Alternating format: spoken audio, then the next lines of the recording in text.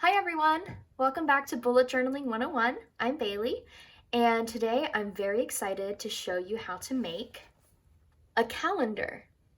So about a year after I started bullet journaling and getting a handle on all of the different techniques, I decided that I wanted to start using my bullet journal as my planner. So what this means is that I make every single page of my planner. And it's very tedious work and it takes a long time, but it's work that I really enjoy, and it also ensures that every element of my planner is something that's useful for me. The way that I organize my planner is that for each month I have two types of layouts. In the front of each month, I have the monthly view of a calendar. And then behind that, I have a weekly layout that looks like this so that I can organize my weeks day by day. But today I'm going to focus on showing you how to make the monthly calendar. Here's what you'll need to make your monthly calendar. You'll need some type of pen, a ruler, and then pens or markers of the color of your choice plus a black one. I'm making a June calendar, which is in the summer, so I'm going to use yellow because I think that's a very summery color. And I like to use two different shades of the same color on my calendars because I think it gives it a nice depth and contrast without having too many colors on the page. But you can definitely just use one shade if that's what you've got.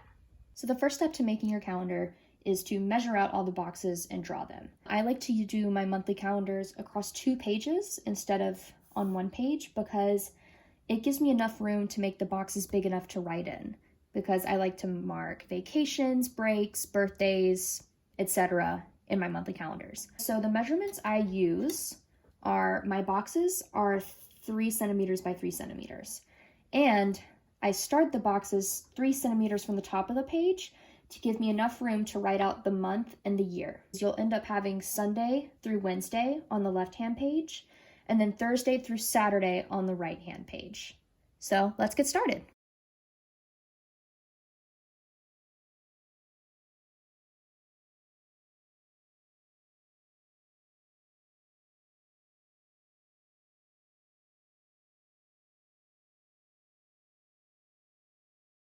So now we have all of our boxes drawn out.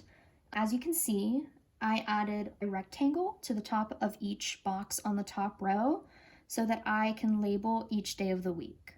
So now our next step is going to be to number all of our dates.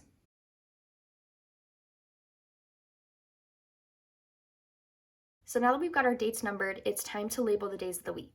The way I like to do this is I like to take the lighter shade of the color that I'm using, and I like to fill in all of the small rectangles above the top row.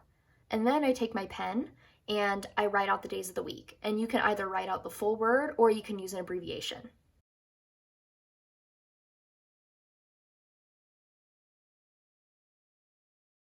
The next step is to write out the month and the year at the top of the calendar.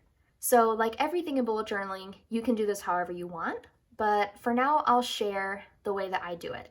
So for the month, what I do is I take the darker shade of my color and I write out the name of the month in block letters, and then I use our fine point marker lettering skills that we learned last week, and I do fine point lettering on top of the big block letters, and it makes a cool effect.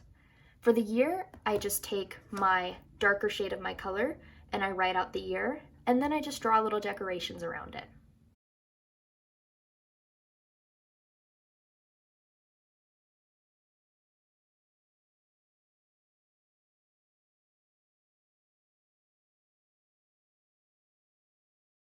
So now we have this big empty space on the right side of our calendar. I like to take this space and use it in 2 ways. So for the top half of the space, I like to make a section to write out goals. So at the beginning of each month, I think of things that I want to accomplish and I write them down. Beneath that, I like to use the bottom half of the space to make a highlight section. So the way that I use this is that at the end of each month, I think back on the things that happened and I pick a few highlights and I write them down.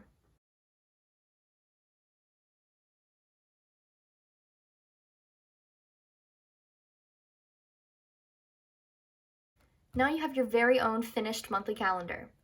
Thanks so much for tuning in to my 3rd episode, and I'll be back with another fun tutorial next week.